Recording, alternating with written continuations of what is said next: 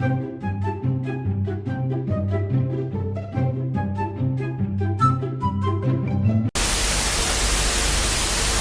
headphones have mono audio for some reason, though, which is super annoying. You're not kidding. I find the splitters don't always do a good job of splitting the stereo properly. So. Technical difficulties, huh? It happens. That's fine. Well, it's just like normally, so these are Bluetooth headphones, and normally I run them over Bluetooth, but to run both of our headphones on the single monitor, I had to split it, and here we are. All right. Well, we are recording, guys. So you guys, you're good. It's fine. Sometimes a little bit of chatter is what we need to get this thing started. So, but how you guys doing this evening? Lovely. How are you? I'm great. It's been a long day for me. I believe it. You were working. Yes, I had 2 jobs. So, oh, wow. But it worked itself out. Do you want to talk about what you do for work? What do you do? Okay, so thing is, I work at the YMCA for right now. So I'm helping, cool. Do the gym stuff, like helping out with that kind of stuff. Then I also work in Kumon, which is actually founded by Koro Kumon in Japan. Oh, wow. So I'm helping with kids with after school stuff. Learning, cool. Get ready for what they might see in high school, etc. I mean, that's important. I feel like kids need a little more of that, like, extra learning. Yeah, definitely, of course. Scoot up, but yeah. So I guess we can go ahead and get this thing started. So introduce yourselves. Who's this cosplayer couple I'm talking to here? You want me to start? Yeah. Oh my god. Either way, order. No pressure. I'm FreckleBytes or Freckles, and I've been cosplaying since about 2018, I think. And I guess I do mostly like prop making, less sewing. That's more Sweetie's specialty. Yeah. I cosplay Vi from Arcane a lot. Probably what I'm known for. Yeah. Yeah, I could tell. I've seen some of the posts. They are really good. I like them. Isn't she Thank good? you. So I'm Sweetie or Sweetie. And I've been cosplaying for I don't know, long time.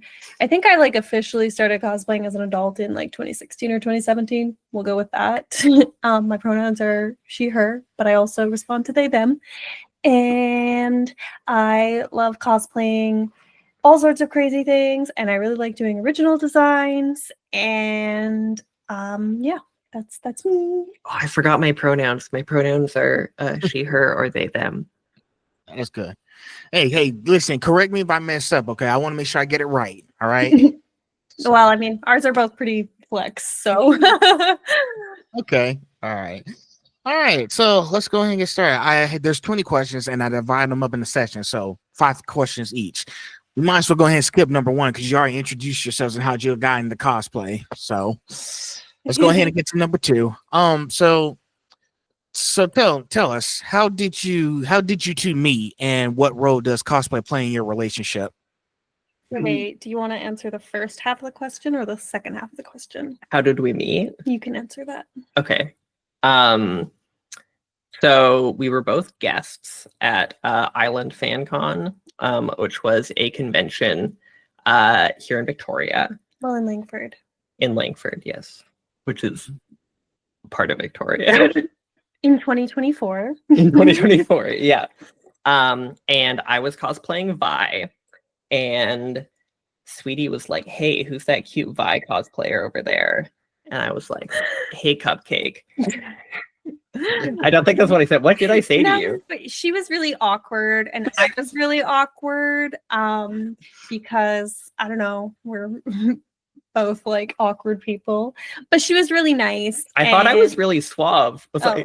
She was kind of suave. She was like, "Oh, hey." But in real life, she's not like that. I was tricked. I was deceived. But anyways, then she was like, "Oh, come to dinner." And I was like, "Nah, bro, I'm going to sleep." But then the next day she was like, "Come to dinner." And I was like, "Okay." And then she drove me to the ferry the next morning, and she showed up with a tiny bit of makeup on and her hair down the day after a con, keep in mind. So that's it's true. All weekend. dedication. She washed her hair. So Sweetie had never seen me with my hair down because I was wearing a wig. I was on the first day I was cosplaying Vi, and then the second day I was cosplaying Goro, and I like wore my Goro wig to dinner. And I was like, I want to like show her my I want to show her hair. my pretty hair. So I like literally like it's the girl code is like if she washed her hair and wore it down at 6 in the morning. I mean, she's into you. Yeah. Well, that's what I assumed anyways. And then the rest is history. I moved Yeah. to an island for her, literally. She was into you. She was into me. Although Okay. there was a good month of us being like, oh, maybe they just want to be friends. It's a girl thing. Well, I could tell y'all really enjoyed had a good time when y'all first started. I was like, I knew when I saw you, I was like, it must have been love at first sight right there. It really was. I was like, I'm never being in love. I'm over it. And then, yeah. I wasn't sure if you were gay, but then we Oh. started at dinner. We talked about the Lock Tomb, and I don't know if you know anything about the Lock Tomb book series It's or very, the fandom. very gay. It's just like queer. You know, like it's just like super queer, and all the fans are super queer. So we were like, oh, you're gay, I'm gay. We both know all these niche gay things. It was, yeah. But as for the role cosplay plays in our relationship, which was the second half of the question. Sorry, I'm jumping that's your forward. half. So we can go. Yes, that's my half of the question. And I would say for us, cosplay is something that we try to bond over. I know that like in the community, it can be really like competitive and tough sometimes, but I think that for us, like our main goal is to enjoy time together, both making and wearing our cosplays. And, you know, if we're not enjoying each other's company, then there's no real point in that. So I think like, you know, it's kind of just like a thing that we do together and we plan together. And, you know, Freckles works a full-time tech job. So she's really busy. And Really? Yeah.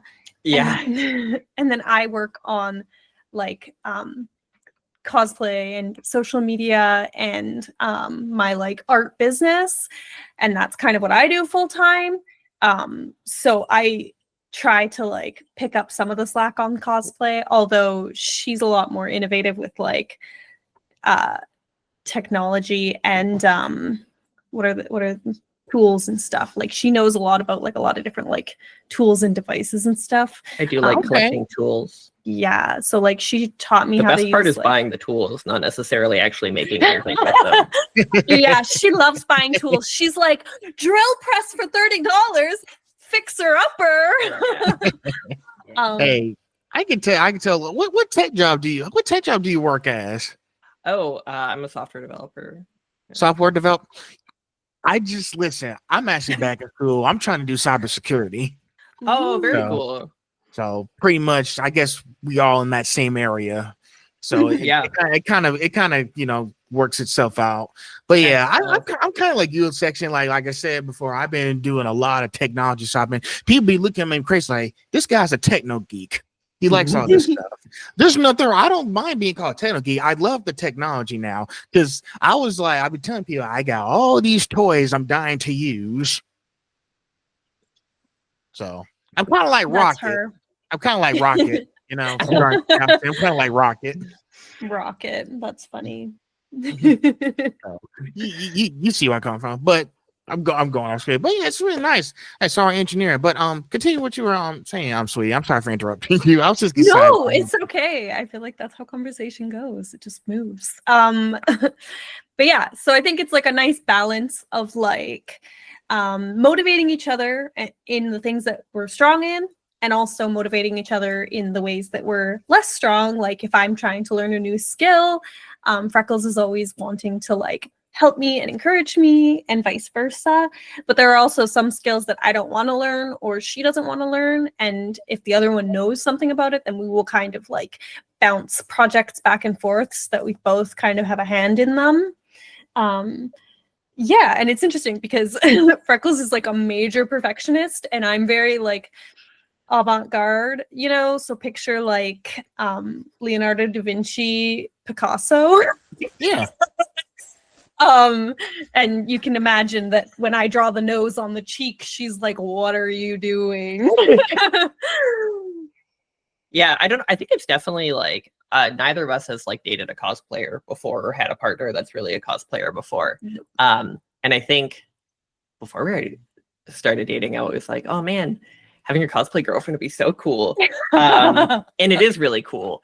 But also having like 2 cosplayers worth of stuff in a house is like normally like maybe you have a partner who doesn't take up quite as much room with all their stuff because they don't cosplay, or they have a hobby like video games, you know, that like requires a few shelves for consoles and games and stuff, and not like 3 rooms. Cosplay is a hobby that takes up a lot of space because you have like dedicated workshop space, dedicated content space, dedicated sewing space, because the sewing and the workshop can't be in the same place, because if you get glue on your sewing project, you're going to cry. And then you have like dedicated like heavy duty workshop space, like a garage or something. And then you have dedicated storage space. And then you also need space to live like the rest of your life. So definitely. Mm-hmm. Because I know a lot of people who are doing like at home stuff. Like there's a lot of people who work from home. Like I know exactly when I start getting my own place, I'm gonna have my own home studio, my own home office, just so I can have more like these kind of like live shows or talk shows and kind of stuff. So that's something I got to figure out, because I have a lot of stuff. Like you can tell by how many posters I got over here. So yeah, well, and it's like important to like find, I guess, work-life balance. And I know that like cosplay is like a hobby, not a job, but it still can become very consuming if you let it. So it's definitely a bit of an upward hill for 2 of us in one house. Just we're learning, we're figuring it out. Yeah. We have some new mannequins now. As you should, awesome. You should figure it out. We try. There's that. So, next question: What's the first cosplay you ever made, and how did it turn out? You want me to go first? Mm-hmm. The first cosplay I think I did was Dipper from Gravity Falls, and it was not very high tech. I think I like thrifted a vest. Have you seen Gravity Falls? Oh, definitely. You know, my sister be watching that, and I'd be joining right with her. Yeah, I loved Gravity Falls. I think I ordered the hat off the internet with like the tree on it. And then I got a vest that like kind of matched. It was like mostly thrifted. It was pretty low key. And I think I used my hair. My hair was like way shorter back then, and I think I used my natural hair, which is not brown, but I was like close enough. Redheaded Dipper can be a thing. Yeah. Yeah, it can. You know, those shows where it used to be like, I watched that. I watched Star versus the Forces of Evil. I did watch Wander Over Yonder. That show cracked me up every time. For me, I'm sure that I probably made things before, but I'm just going to talk about the one that I remember making first. Like that was probably like the biggest project I made early on, which was Wonder Woman. And what I ended up doing was like buying this like red corset online from like a lingerie website. So it was really bad quality, but that's okay. I didn't know. And then I bought like a blue skirt at like the thrift store, and I painted all the little stars on, but I didn't know that fabric paint was a thing. So I painted them on with acrylic. And they were all like crispy, and the skirt looked kind of wonky. And then I made like the like eagle crest using like 2mm craft foam. And something cosplayers know is that you need to heat seal and prime your craft foam in order to paint it. But I was like, that seems like a waste of time. So I hit it with probably 500 coats of gold spray paint, and was still surprised and annoyed that it didn't turn out metallic. No, it's okay. And then for my wig, I was like, I don't want to wear a whole wig, and I liked having black hair at that point in my life anyways, so I dyed my hair black. And then because my hair was only this long at the time, I was like, oh, I want longer hair. So I took like some black extensions and I glued them to a headband. And then I made like her tiara on foam. And so it was kind of just like this tiara hair topper thing. Oh, And boy. I stuck it on my head. And I just remember going to, I think it was Edmonton Expo or Calgary Expo that year. And I found like the coolest Superman and Batman cosplayers ever. And they looked so good. And I was like, oh my gosh, can I get a photo with you? And I was like fangirling. And I was like thinking they were going to be like, wow, your cosplay is so cool. But they were kind of just like, sure, photo. Okay, bye. And I was like, oh, okay. Oh, And that's all. that must have been very exciting for you because I know you had to get stuff from scratch, but even stuff from scratch can still be amazing if you put your mind to it. But Mhm. yeah, every now and then I go to those conventions and I just be like, I just have to get a picture with you guys and your cosplays because here's the thing, y'all know Damien Mills is Frieza, right? And all that stuff. Here's the thing. He ran into two people who were dressed up as Whis and Bottles from Dragon Ball Super, and they did not disappoint. They spent hours working on the details and cosplay from the show Dragon Ball Super. I was like, what? Who do all this? I tell you, these people be so talented, and it's like they must spend hours, months, years on these things to be like perfection for everybody. Yeah, there's definitely Crazy. some like really hardcore cosplayers that I've known who do spend like lots of time, lots of money, just like really finessing every single detail, and it is really cool. Hey, I can't do what you guys do. I'm going to leave that to the experts, okay? I'll just be the tech guy. Nothing wrong with that. Nothing wrong with that. Nothing wrong with that. I mean, whatever makes you happy, right? I used to be a tech girl. I did a lot of community theater in like high school, and I used to only yeah. You did community theater too. No, I didn't. Okay, you did high school theater. And I did lots of tech back in the day before I started cosplaying and putting myself out there. There's still time. You can become a cosplayer yet. I believe in you. Never say never. No time like the present. Do you have a favorite cosplay you've done together and why? Together. I think I might have a different Wait, answer from you, so okay. I want you to go Can we first. both say ours at the same time? You want to do like a 3, 2. Do you Yes. want to count us down? Sure thing, I can. All right. 3, 2, 1. Gwenpool Medieval next 23. K5. Oh, I should have known you would say that. I don't know why that didn't occur to me that you would say that. Why? Wait, you didn't I don't think I know. would say that? I don't know. Yours makes sense. Mine makes sense. I thought you were going to say Kate Vi. Well, no, medieval. Well, Yeah. it is, yeah. My favorite that we've made is we did like a medieval alternate universe type version of Kate Vi from Arcane. So Vi is in like armor and Caitlin's in a dress, and it's just very like high fantasy, and I dig it.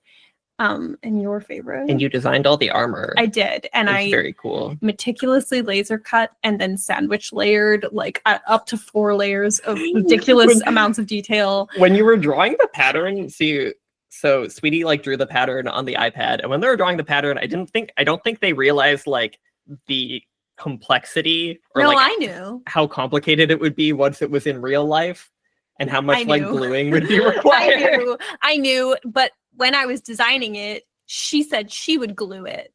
So I was Wow. like, I can do whatever I want. But then once it was cut, I glued she was some of like, it. actually, you can glue it. And I was I like, glued some of it. spoiled by my own ambition. Anyways, talk about your favorite. Oh, we did a Gwenpool X23 cosplay recently. And it was really cool because I feel like it was pretty like collaborative, a lot of the parts. Okay.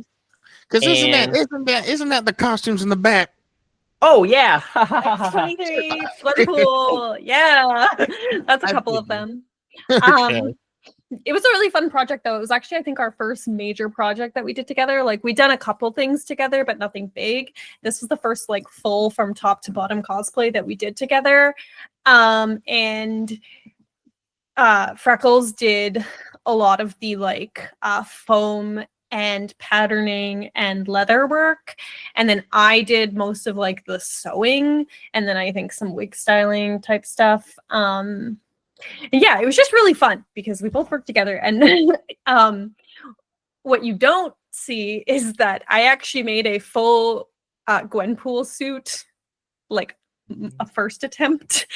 And you also made X-23 with yellow pleather. I did, Yeah, yes. like the first. And both of us were like, we don't like these. So I ended up remaking Gwenpool entirely from scratch. And then because I didn't have enough of the blue material for X-23 to remake a new one from scratch, I ended up ripping the whole thing apart, cutting out the yellow parts again in a different fabric, which I dyed because it was white before. Anyways, and then reassembling it. So the two costumes we have now are actually like second/third draft But almost. they turned out so good. But they are really good. I'm pretty proud of them. They're good. I mean, you should be. That's a lot of work to do. I know sometimes you have to listen. It's like trying to respawn at the checkpoint in the game. You want to keep doing it over and over again until you get it right. Yep. So even if it takes you hours, you will do that. Yes, cosplaying with this girl is like playing Hades. Hades. You just keep starting over and going insane, but also slowly making progress. Hey, listen, I'll tell you something funny since we got video games in the mix. I was playing the new the whole Gears of War Reloaded game, remastered version of the 2006 game and the 2015 game, the Ultimate Edition, but now they got the Reloaded one. I've been playing multiplayer. Here's the thing that kind of pissed me off. When I was trying to like get to the other side, I was like, what just hit me? I died. I was like, what just hit me? Then I look at the bottom, I was like, I got ran over by a train. Oops. I was like, they put a train in this map. Why did they put a train in this map? They're like, beep, beep, coming through, buddy. It's like, that's that cool. I got destroyed like 5 times in that map with that train. I was like, hey, Gears of War, you need to take the train out of this map. Isn't the train on tracks though? Couldn't you tell that you were on train tracks? I thought it was clear. I thought it was safe. Ways to die. There's so many some ways to die. Don't play on train tracks. I did, but here's the thing: when I heard the horn, that's why I was like, "Oh, it hit me." That is the thing about it did trains, hit you, right?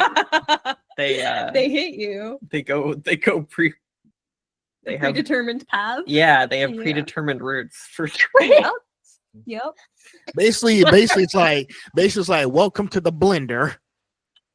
Oops. So, but, no, I want the arm back. I like painful. It. But yeah, it's nice that you guys, Yeah. I know when you guys cosplay, you make sure to brainstorm. Okay, how can we make this very good for people to enjoy us when we go to the convention? We want to make sure it's very realistic. We do our best. Yeah. Realistic, or at least we'll hold together for a day. Yeah.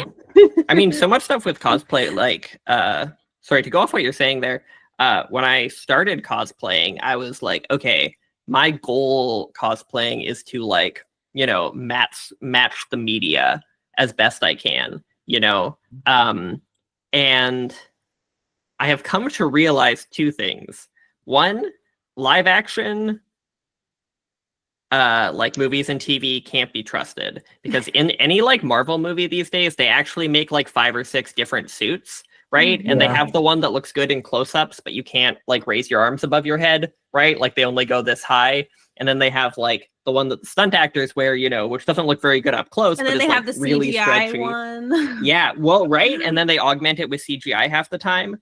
And you'd think animated would maybe be better, but it's actually worse because the animators, I swear to God, they just sometimes don't care. It's not that they don't care, it's that they're like, it would look really good if the costume was this way in this shot. And so they draw it that way, but that doesn't mean it necessarily lines up with the rest of the overarching like True. visuals. In general, I would say like CGI tends to be the most reliable because it doesn't often completely change where like the rules of the outfit or the physics of the outfit. But sometimes CGI physics can also be really bizarre. Like if you're playing a video game and suddenly the piece is like, ooh. There's a lot of like very rigid fabrics in CGI that are like rigid in very confusing ways. Yes. Have very interesting properties. Borderlands. Yeah. So I can respect that. Sometimes animators don't get it right. Sometimes live action movies don't get it right. You know, with all these Marvel movies coming out, you know, they had to make sure they read the comics and get every details of the characters. Okay, let's take Fantastic Four, for example. Like, how is the Thing able to put that suit on? He's made of rocks. But I guess from reading the comics and everything, I mean, because usually he's wearing pants. He's usually wearing pants, but they managed to get the suit over his actual rock body. Same thing with you know, but there's something they never done before in the previous movies, so they wanted to do something different. And when that movie got over like at least almost 90 Rotten Tomatoes, like it was actually at 90 Rotten Tomatoes, because I was like, they finally got the story right. Like they needed. Here's the thing. I wanted Reed Richards and Sue Storm to get married. I read it. They do get married. Why didn't they do that before with the previous movies? I'm confused. Then you had like other kinds of details. They're having kids and everything. So, yeah. We haven't seen the new Fantastic Four yet. It's okay though. But what the fuck me? We probably should have. We almost went and saw it the other week, but we haven't made it yet. It's on the list. It is on the list. We're probably gonna watch it at home. Well, I didn't tell you what I actually had. Well, at least I didn't tell you the full plot, so I'm safe. Yeah, don't tell us the full plot. Also, I have a terrible memory, so. But I will say the old Fantastic Four movies, I still hold them fondly in my heart because I was at an age when I first watched them where I like didn't understand what a bad movie was. So I was like, yeah, superheroes, dude on fire. Oh, sad rock dude. Oh my god, wait. But in Deadpool and Wolverine, they have Chris Evans show up. Have you seen Deadpool and Wolverine? Yes, I've seen it. Sorry, it killed me when a Chris Evans shows up. It's like, oh, Captain America. And then they're like, oh no. Well, hey, multiverse saga. That's why they're bringing all these prequels and everything in here, especially when they did that whole Spider-Man crossover. Mm-hmm. That was amazing. Like, here's the thing: Kevin Feige is trying to do things we've never seen before, and he's making it work. Is that how you say his name? I thought it was like Phage. I have no idea. It's Kevin Feige. Oh, honestly, that kind of makes more sense than what I thought. Phage. Phage? Yeah. I think Fiji would make more sense than Phage. Well, Feige sounds legit, and I'm gonna trust them. Yeah. No, that's a good move. Better than trusting me. I was guessing for sure. So on to the next. We're at the end of this section, so let's. All right. How has cosplay changed your personal style or self-expression over time? My self-expression through cosplay. I would say, at least for me, I was like a pretty awkward kid, and I really enjoyed like wearing dresses and like fancy clothes, and I feel like a lot of kids, you know, kind of dress the same, and it was like t-shirts and jeans or t-shirts and leggings were the acceptable thing to wear when I was in high school and junior high. And then as an adult, I got into cosplay, and I started using that to express my like desire to wear feminine clothes. And then that kind of like leached into my personal style on the day-to-day. So now I kind of just like wear whatever I want and care a lot less because I don't know, I guess once you've gone out in full body paint on a subway at rush hour, you genuinely have no more like, what if people think I'm dressed weird when you're wearing normal clothes? You know, so like now I just wear what I want and I don't care, and it's great. I feel liberated. You're up. I would say like, can you repeat the question? I got it. How has cosplay changed your personal style or self-expression over time? Right. Okay. I think like one of the big things for me was like learning makeup. I don't think I would know anything about makeup if it's not for like cosplay and stuff. It's definitely like pushed me to try new things, and then now if I like have to do makeup for like a normal activity or something, I definitely lean on a lot of my like experience cosplaying and stuff. Okay. That's nice. I know every cosplayer I've run across, they had some kind of backstory how they got into this whole cosplay area. I know it's like, they have to like figure out how to pick up the pieces and know exactly how to get to like a certain phase to where you guys are now. I just wanted to be a cat girl on the internet. I think she got that taken care of with those cat headphones. These are hers, so Yeah, it's cultural appropriation. Oh, Wearing my cat girl headphones. you stole Sorry. her headphones. She handed them to me and said, "You can wear these ones." So they're cute on you. thank you. They suit you. Thank you. I mean, she is wearing Totoro on her shirt. Also cute. You're wearing Dan. I am wearing a Dan shirt. Got a Dan on the back. Sold. Oh. Yeah. That's nice. By the way, I did meet AJ Beckles earlier in June. And is that a Dan voice actor? Yes. Which one? AJ Beckles, Okron. Okay. I don't know. That's who Sweetie's gonna cosplay. Okay. Because listen, I have proof. Because I'll sometimes be like, man, if only there was a way y'all could see my reaction when I met AJ Beckles and all the other voices. I was like, then I'll be like, wait a second. I actually had on my GoPro camera that lets me record video. So I hit record and got a few good snippets. That's awesome. You'll see it on my YouTube page. It's there. All right, we'll look for it. So, all right, we're done with this section. Now we're in section 2, community and identity. Now, before we get started, I guess y'all saw my previous video while I was talking to Destiny and others about the whole blackface issue. So now here's the thing. I laid it into that photographer who was hiding his name and everything, telling him like I was saying stuff like I was being fine. I called him out. I was saying like, you know what else is so interesting, Sergey? I translated his real name. I found who he was. As I was like, you have over 62.2K followers on your page, and you turn off the translator for your full name. You don't want people to know what your real name is. There are a lot of diverse people and cosplayers on this app, Sergey. And I think that's why you were so quick to change your name. I think this got you some attention, and someone called out your real name. You changed that real quick trying to hide. You can't hide. You shouldn't have said nothing, motherfucker.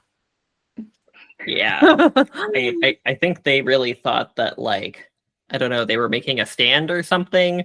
And then it turns out it's not a very popular opinion. Yeah. And not a very defensible opinion either. Yep. Are you asking our perspective on the situation, or? Well, I was just telling you if y'all know about it, because I know y'all saw my video. Yeah, no, we definitely were keeping up on what was happening with the situation. And it was really disappointing to kind of see everything that was going down, because I think that, like, if, one or many people are telling you, like, hey, you've done something that hurts me, or that, feels like, I guess, hurtful to me as a person. I don't know. Like, I just don't think that, like, cosplay should be hurting people, like, it's genuinely such an innocuous thing. And the thought that somebody couldn't receive any sort of criticism and couldn't say, like, and take it. Yeah, well, and if they had responded with, like, I don't understand your perspective, and then accepted a conversation, that's one thing. But I think to come in and start being like, boo-hoo, go cry to your dad, or whatever it was they were saying. I think there was something along those lines, and there was something like, I don't give a crap what you think or how you feel or something, or about your feelings. And I'm like, I don't think that's a great thing to say to anyone. And, I mean, I'm no stranger to people on the internet being unreasonable.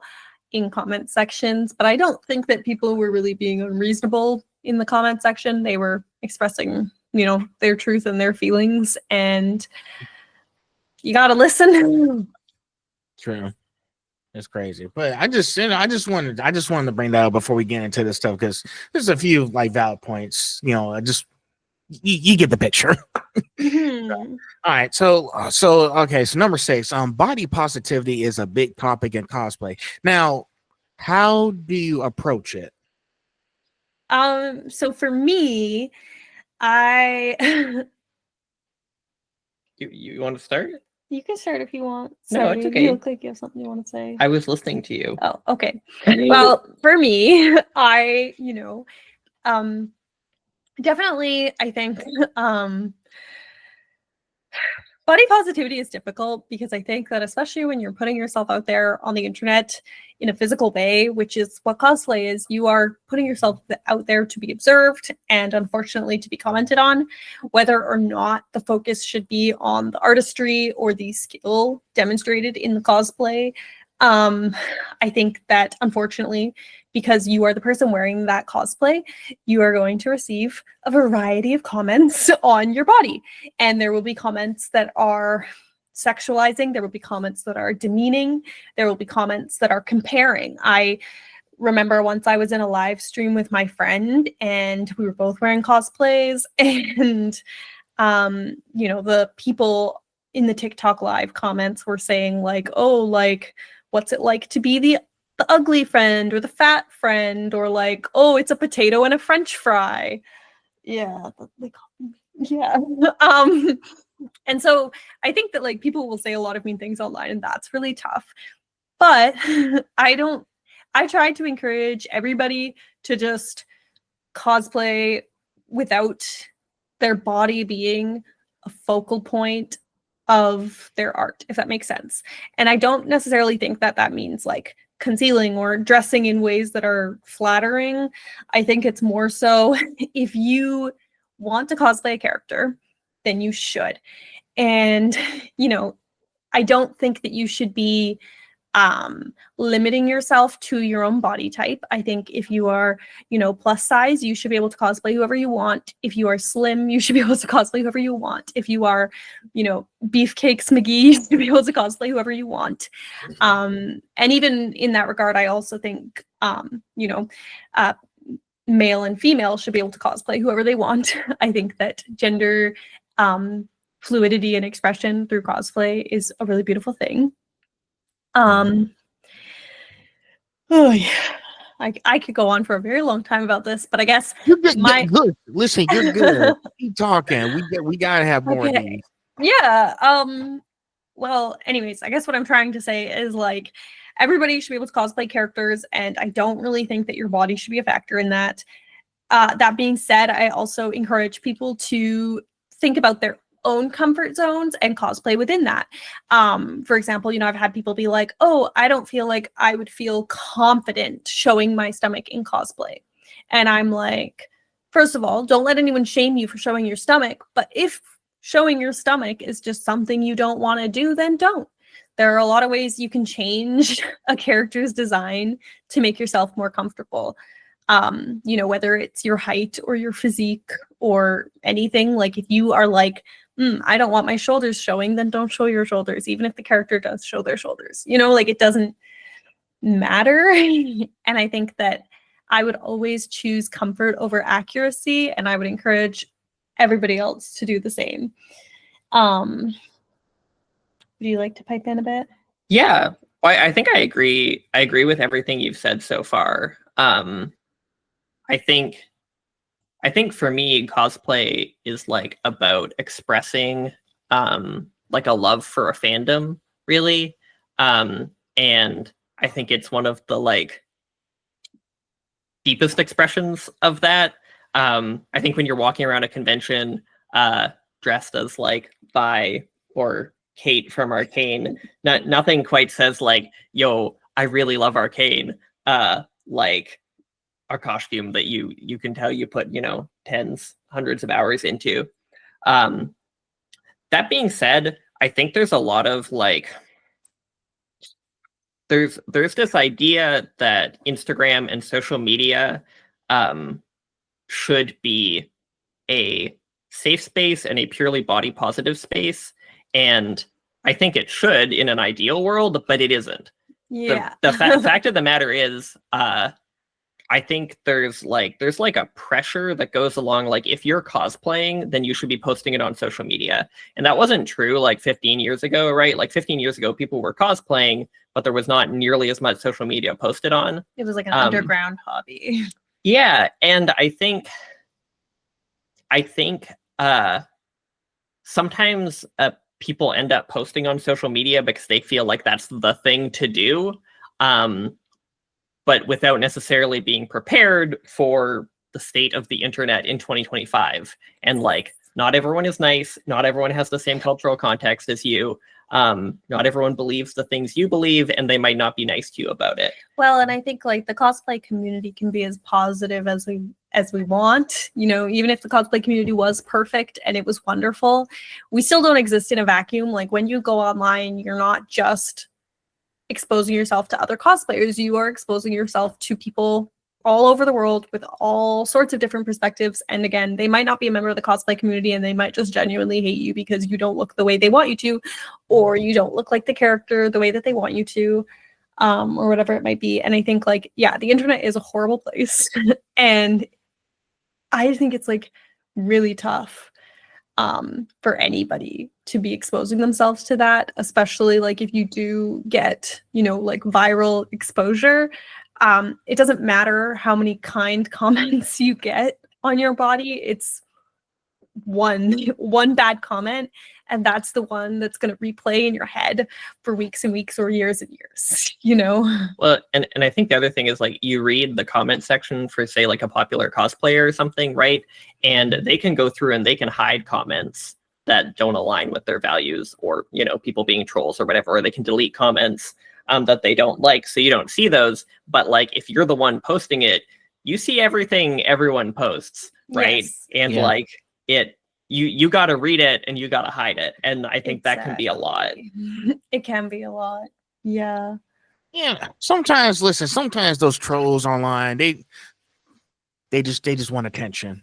That's the main reason why they're like attacking people who do this sort of thing. Don't feed the trolls. Don't feed into them, because all they're doing. Because here's the thing: I guarantee you, when someone does something like that, like they look at my messages or something, I say they don't like what I said. They just be trying to send me all kinds of nasty comments. Can I tell you one thing that happened to me before when I was like, Yeah. thing is, I was defending like one of the voice actors who saying like bad stuff to another voice actor. I said, hey, even though she made a mistake, that's on her. That doesn't give you a right to keep harassing her. Like, people are going to make mistakes. So he tried to fact check me. I did my research and I fact checked him. He didn't like that I was calling him out.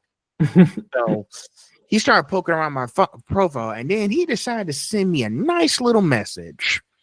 He said, I'm going to track you down and cut off my hands. That's Okay. horrible. That's aggressive. But here's the thing, though. Here's how I respond to that. I was like, I also made it public, because when I made it public, he put his tail between his legs and ran. So I was like, I actually like this one about the part gonna cut off my hands. My hands will most likely be holding a cordless hole puncture in them. So you might have to deal with that first, but good luck there, bud. Yeah. I think it's one of those things, like if you're going into social media and like content creation, and you're kind of like, you've been on the internet for a while and you're aware of this and you're like ready for it, it's a lot easier to like let it roll off your shoulders.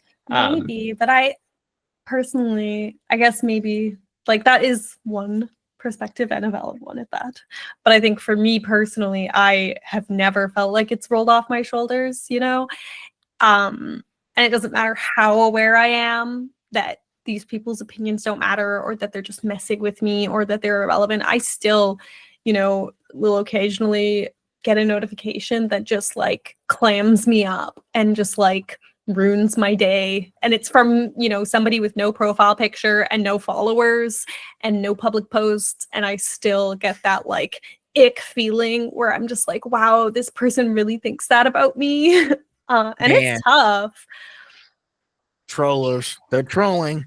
They are, but If you like, don't come like that, and don't come out in person because this ain't Facebook. Because if you come out in person, we gonna give you all that smoke.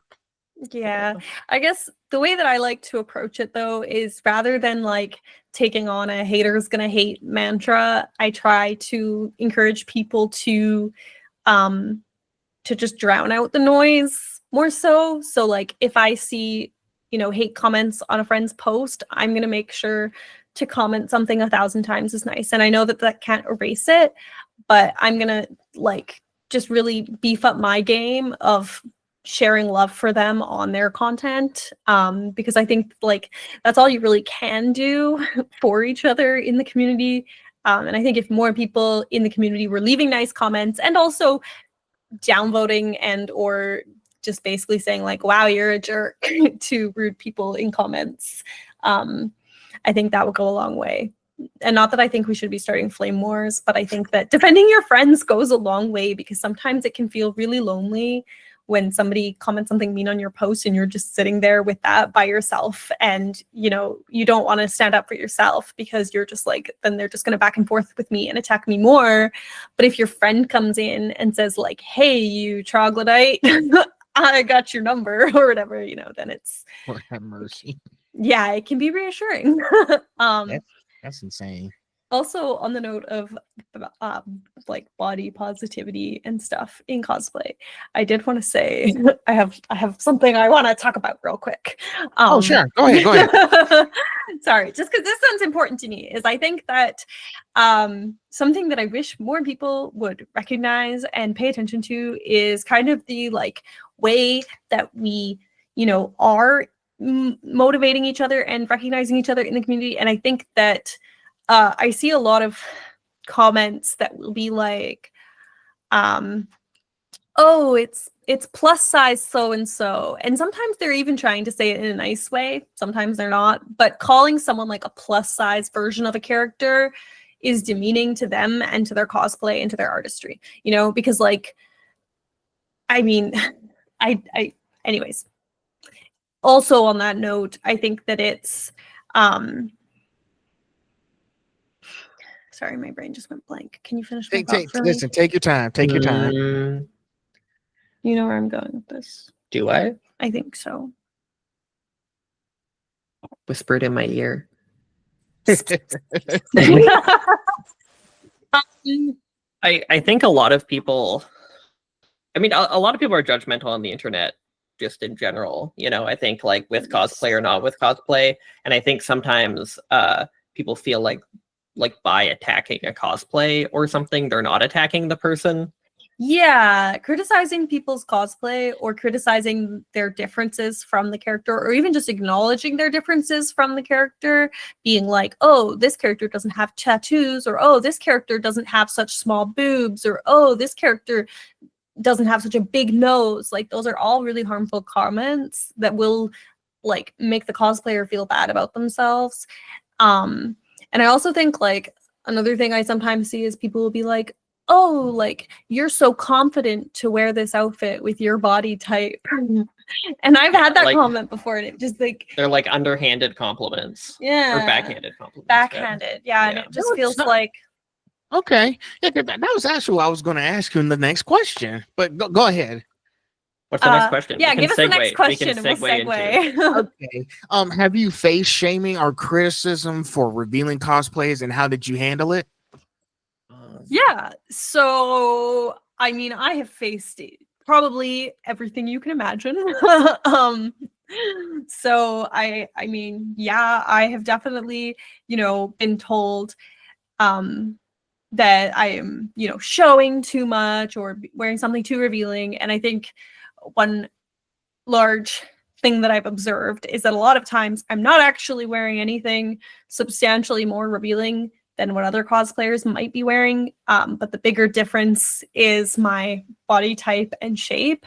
And I think that, and I'm sure a lot of women who have a more like hourglass or curvy or full figure might resonate with me on this one, which is feeling like our bodies are shameful and should be hidden in ways that women with more athletic or slim body types might not necessarily be like held to the same standard, if that makes sense. And that's not to say that those women are the problem. It's more of a societal perspective that is the problem.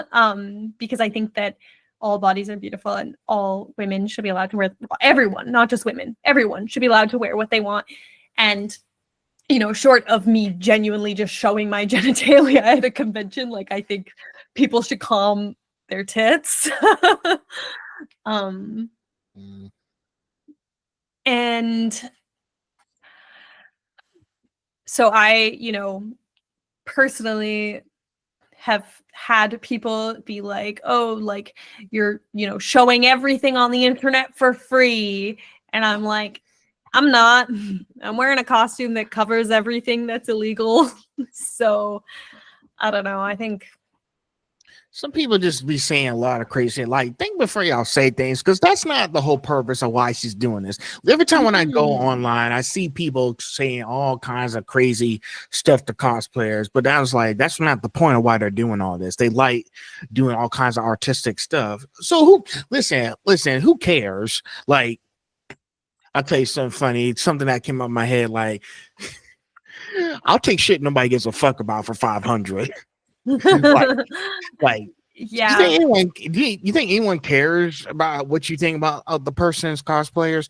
Like, first off, let's pretend that you're doing this, that you're going to every cosplayer post, like you're making all this crazy stuff, like in this sort of protest. Nobody cares. Let the cosplayers do the work that they like doing. Yeah. Stop trying to get attention. It's not going to work well for you. Yeah, well, and I think to me it's kind of a you know, if something pops up on your feed that you don't enjoy, you have, you know, a choice that you could just like scroll past it. Or if it's, you know, you follow them and this has popped up a couple times and you're annoyed, you can unfollow them and keep scrolling. Takes a lot less time and a lot less energy. That's all you got to do. What about you? What was the question? Criticism or shaming for revealing cosplay? Oh yeah. Have you faced it? How did you handle it? I think one of my favorite things is Instagram added like a hide button for comments in addition to delete. And hiding them doesn't notify the person, like it looks the same to them, but no one else sees it. And I think it's great because it just makes it seem like no one gives a shit about what they have to say. It's true. And they can kind of just sit in their own private echo chamber. Yeah. Which I think is like probably my favorite way to treat those people. I think she's a lot less aggro than me. Maybe. I do still take stuff to heart though. I don't know. Every time I see like one thing that kills me is like GIF replies. And sometimes I can't tell if they're positive or not. You know, like I can't tell if it's like a meme I don't know about and they're like making fun of me, or are they just making like a joke that's like, I don't know, just like a chill joke or something, or maybe it's a compliment. I honestly, sometimes I just cannot tell. It's true. You know, like the Simpsons meme where he disappears into the bush. Sometimes people will just randomly comment that GIF on my photos, and I genuinely don't know what that means. Like, are you embarrassed by my photos? Are you disappearing to go cry because it's bad? Are you disappearing because it's so good? Like, I don't know. Anyways, I think it's mean, but I don't. You don't know why. And exactly. So I just sit there overthinking it. Like, why are they? You know, like why are they disappearing into the bush? I don't get it. Yeah. Wow. So I tell you, sometimes some of those messages can be like encrypted messages. Like we got to figure out exactly what's going on. Like sometimes when I post like a lot of GIFs or anything, because I make sure, hey, this is what they're doing. Let me give a nice little GIF, all that stuff. So it's been. But yeah, sometimes we just need to crack that code and figure out what it means. Basically, it's like them saying, "Oh, we mean this," without hurting your feelings and everything. So, okay, let's find out what this means then. Yeah. So, Next question. This one's important. What has being an LGBTQ couple in the cosplay community taught you? Hi. You can go. People don't understand lesbians. What was that? You posted that the video with we were Gwenpool and X23 and The Giver. That was it. And people were very confused. What? You know, am I not supposed to bring it up? Yeah, I think that like I think like being a lesbian couple on the internet is interesting because I still receive a lot of like confused messages from people who are like, is that your real girlfriend? Or like, is it a girl friend? Or is this like an act? And I'm like, no, it's not an act. It's genuinely like we live together and we like live together. What's kind of funny because it's the opposite of like before you had like other friends who you cosplayed with, and a bunch of people like took it the opposite takeaway, which was that like, oh, you two cosplay together so much, or one of your roommates, like you must be together. Yes. It was definitely interesting because when I was not in a confirmed relationship with a woman, I was actually dating a man way back when, and I would just like post a lot of photos and videos with my friends, and we would cosplay together, and we just had good vibes, and people would be like, oh, like, is so and so your girlfriend? Are you and so together? But now I feel like very vocal and open with the fact that I'm dating a woman and we are together for real. We can't seem to get the message across. Like, yet people still don't seem to get it. It's in our bios. I don't know. And people are still confused. People are like, it's really funny. What? That's crazy. Yeah. And I also like I just said, I was dating a man a while back, like over a year before I even met her. We broke up. And so I had been dating him for a very long time. And then in between breaking up with him and I don't know, maybe 6-8 months prior to meeting her, I changed my identifier from pansexual to lesbian because at that point in my life, I just realized like, oh, this doesn't feel like me anymore. And, you know, whether it was or wasn't valid, I don't particularly care. I know that going forward, I want to be identifying as a lesbian, and that is how I feel. And that is all that I want to pursue. But the internet still gets really confused about it. They're like, if you're a lesbian, how come you dated a man? Some people can just be full of stupid ideas. And listen, like I said, when I've heard about the LGBTQ community, I was like, I don't care what you are, as long as y'all happy together. I don't care, as long as we can still do stuff that we love. There's been like a few instances going on where I am here. They're trying to get gay marriage taken away as we speak, but it's probably not going to happen because the thing is, you know, I watched this video with Tizzy and he was saying, "We told you was next." We said once Roe v. Wade was overturned, next on the chopping block was Oberville v. Hodges, the landmark case that allowed same-sex couples to get married. And again, people were like, "No, you're fear-mongering." Gays were, you know, who in the White House were fear-mongering. Here we are there, and they were saying like this woman, I think her name was Kim Davis or something. She was there. The Supreme Court was hearing her appeal. They're saying this is the clerk who wouldn't give a marriage license to gay couples, and then they sued her, and she lost her job, and she lost $260K in legal fees too. And here's the thing. He was saying, and you'll like this analogy I'm going to say. He was saying like the First Amendment allows for denial of marriage license. I was like, no, it doesn't. I was saying, if I'm a vegan and I get a job working the register at McDonald's, and a person comes and say, hey, they order a quarter pounder, you don't get to say, oh, I don't eat meat, so I'm not selling you anything. No one. Yeah. It's got nothing to do with you. If you don't like selling meat, you can quit your job. And that's just a retail job. This is a government job where people have a right to access and get these licenses. And she was denying that. So she should lose her job and she should be sued. So what you're saying is that corporate America should get more involved. I'm giving y'all an analogy. Yeah, I think like McDonald's says gay rights. larger than the cosplay community, LGBTQ plus rights and issues are still very like present, and I think that a lot of people are like, well, you can get married in the US and you can get married in Canada, so y'all are not oppressed anymore or whatever. But I don't necessarily think that's true, because like I'm even just thinking about last week, like me and Freckles were walking through downtown Vancouver, and I went to go give her a smooch on the cheek, and she was kind of like, oh, maybe don't right now, sorry, I don't want to get yelled at by random people. And it's okay. We were in like a sussy kind of area, and they were like drunk people and stuff, and like I understood. I was like, oh right, I wasn't thinking about that because I just wanted to kiss my girlfriend on the cheek. But it like is still something we have to think about. And I think like the cosplay community on the internet generally seems to be full of like pretty open-minded people, although not 100%. So sometimes it feels like a bit of a bubble, but at the same time, I think that like we don't exist in a bubble, and we do have to be aware kind of that the world around us is not where it should be. Right.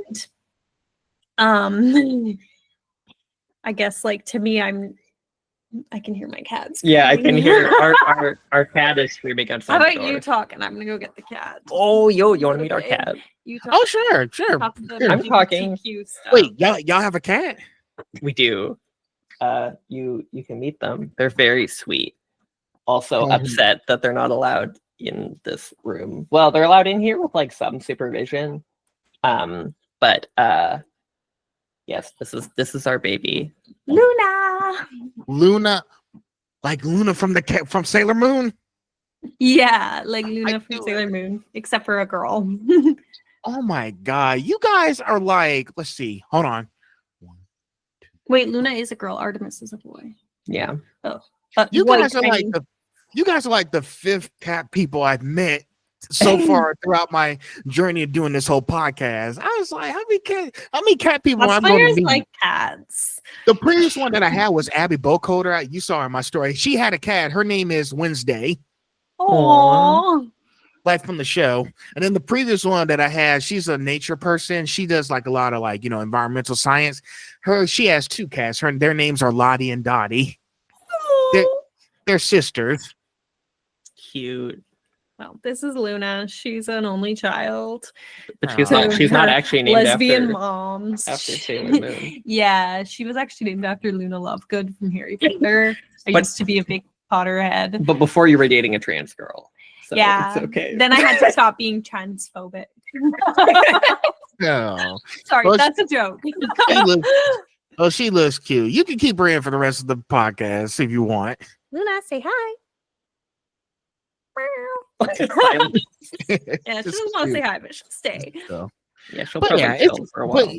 But I love that you guys are looking out for each other. I know sometimes Canada, like sometimes some parts of Canada can be a little shady.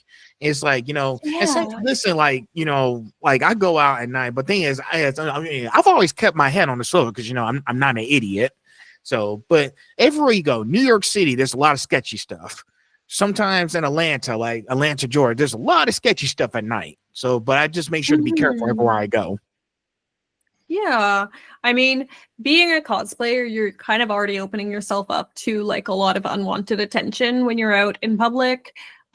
Being lesbian cosplayers, even more so. Oh, yeah. People like yell at you from cars a lot, not even saying anything. Just be like, whoa. Like, yeah. Walking to a con, par for the course. I kind of tune it out though. I don't really, for the most part, notice when people are yelling at me. My friends often point out, they're like, "Oh my god, do you just hear them catcall us?" And I'm like, "Nope." Yeah. Right. One thing that I am like hyper aware of as a like queer cosplayer is I do like observe. I guess. Do you know about queer baiting? I think so. Yes. You're familiar with the term. Well, if anyone listening doesn't know what queer baiting is, it's in essence, giving the illusion or insinuation or implication of queer themes or undertones or queerness, but never actually delivering, or it being false or pretensive or something to that plausible deniability. Well, and I think etc. sometimes it's like trying to appeal to a queer audience while not actually making like any political statement or any Yeah. really like pro-queer statement. So, for example, Most Yuri. most Yuri anime, yes, because in Japan they have their opinions sometimes. And I think also like people were criticizing, for example, the TV show Wednesday, because they were like, oh, we feel like we're being queer baited with the relationship between Wednesday and Enid, which I believe as of season 2 has been confirmed not happening, right? I think Enid has a love interest. Yeah, and so does Wednesday. And they're boys. And they're both boys. So to like lesbian women, it can be really frustrating because a lot of media will, you know, demonstrate close female friendships, and honestly, even with like Arcane TV season show, 1, people were like, oh no, they just like respect each other. It would be really crazy if Riot were to actually go that way, but like lesbians everywhere were like, no, that is, they are queer, whether or not. Boy, did season 2 show that. Season 2 did show them. But I feel like a lot of people were very like, that's not gonna happen. Like they wouldn't do that. And there were a lot of people who just like refused to see what was in front of them. And had season 2 not given us an explicit like kiss, let alone the other scene, the fantastic one, you know, then there would have been that, oh, see, you guys were just imagining it. You were just inserting your stuff into everything. Why can't you just leave this, like, let friends be friends or whatever, which is something that fans of like the Jace and Vic ship in Arcane do face a lot, because still dealing with, there's a lot of people who are like, oh, like I read that this is like a gay relationship between these two men. Just because they don't end up together doesn't mean that there wasn't like homoerotic undertones, right? And in the end, there is no substance to that. But I would say, like, if you took the words exchanged between those two in some scenes and made it a male-female pairing, I think people would ship them so hard. People would interpret that very blatantly as a like romantic pairing. And I think it's really unfortunate that a lot of people will hate on queer people for being like, to me, these characters feel queer. And so as a cosplayer, it can be really stressful sometimes when you're just trying to cosplay and people are upset because you are sexualizing female friendships and stuff. And it's like, well, I mean, first of all, being queer isn't any more inherently sexual than being straight. We are literally just people, you know, with varying levels of sexuality, right? And I also, my insulin pump is expiring. Freckles is diabetic. Should we take would you be good to take like a 5 or a 10-minute intermission? Kind of. Oh, sure, I can do that. As my insulin pump. Let's see if I can find out how to. Let's see. Sorry. Should do Luna ASMR. Listen, by the time, how you feeling? Are you okay, or just? Oh, it's fine. It's just my insulin pump's expiring, and so it needs to be changed over. Oh yeah, go ahead and do that. Terrible beeping noises. I'm so sorry. Because we're almost at the end of this section, then we'll be halfway done. But yes, go ahead. Well, sure. Why don't we go to the halfway point and then we can pause? That sound good? Yeah, we'll finish up. Anyways, yeah, on the subject of queer baiting, sometimes very stressful, makes it difficult for us to portray characters and our own interpretations of them.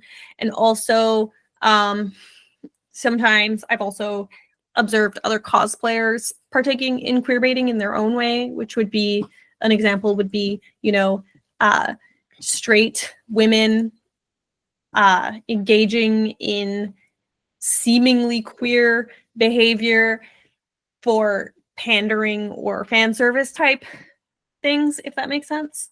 Yeah. And I think that can also be really stressful because as a queer woman, I, engage with the women in my life in a certain way. And I also, value, I guess, the authenticity of my connection with, for example, my girlfriend. And it is sort of damaging to have that type of connection be turned into something that is for attention or fetishization by straight women. So if you are a straight woman and an ally, please don't queer bait. And that's not to say that bisexual women don't exist. Being in a relationship with a man doesn't negate you from being a queer woman.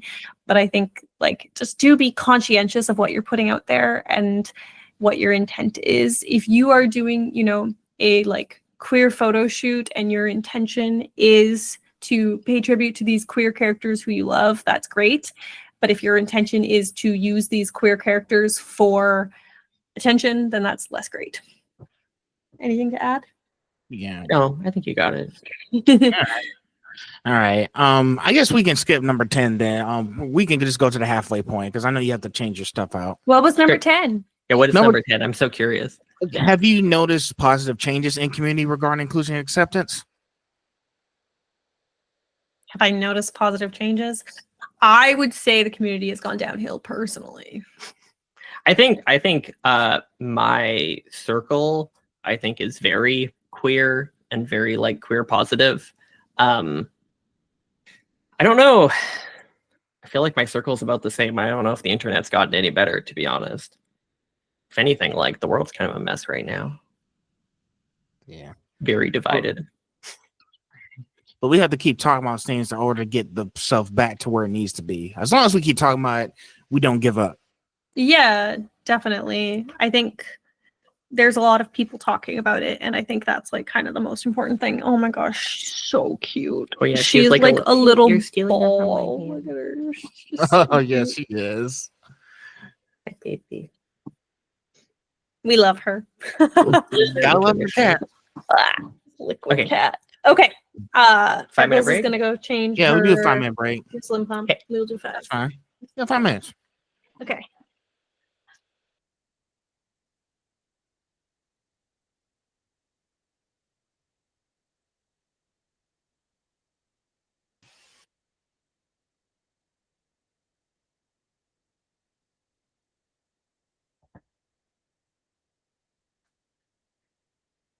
I can't hear you guys. I was still muted. She didn't want me to say anything embarrassing. It's true. Carly says embarrassing. I've There been ain't known nothing embarrassing. to occasionally. I won't hold it say- against you. All right. Well, let's talk about it then. The truth is, I don't got anything. I tried. The truth. The watch out for truth my insulin pump. is So it's there. that sometimes when I wear cosplay shoes, my feet get really stinky. That's Oh, rude. ain't that bad. No, we're talking really stinky. You want to hold the baby? Yeah, I want baby. Give baby. Thank you. I was about to Yeah. say she's still a little, yeah, she's still off the camera. I don't think might have to. I can only see you. You can't see Luna? No, I can't see you. Your face is half off the screen. Minus? Yes. Oh, do you have for the Google thing, do you have it half and half? Or I think if you pin our video, you can see more of it. Hold on. Depending on the layout. Let me see what it looks like. Let me Oh see. Let me see. no. Has it been bad the whole time? No. I'm just Oh. it's not bad. No, it's working fine. I'm just saying you might have to scoot over or move the camera a little bit because she's still. Well, we're both in the center on our. Y'all in the center? Okay. Let me see. Yeah. Something weird. Don't do that weird stuff, Google Meets. You've been helping me out perfectly now. Let's see, just a view, tile legacy. Dynamics. Huh.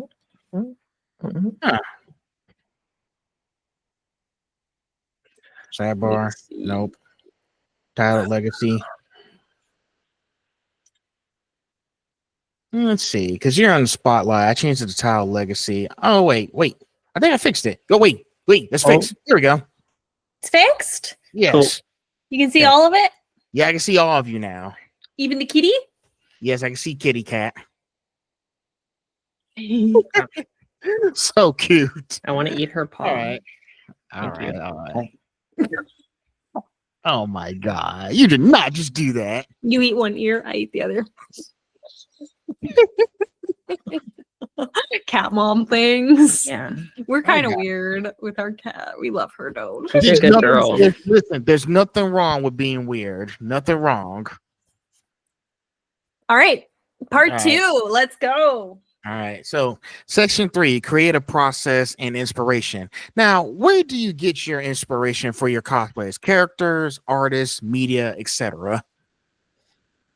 I feel like when I'm watching a show, I get very like into it and attached, and then I really want to make stuff. We'll be in the movie theater and we'll be watching the movie, and suddenly from the corner of my eye, I'll just see her just go, and I know that she wants to cosplay whatever just came on screen. You know, like there'll just be like this like moment. Really? Do I do that? Yeah, all the time. Or like we'll be at home watching TV, holding hands, and suddenly she'll just like bristle.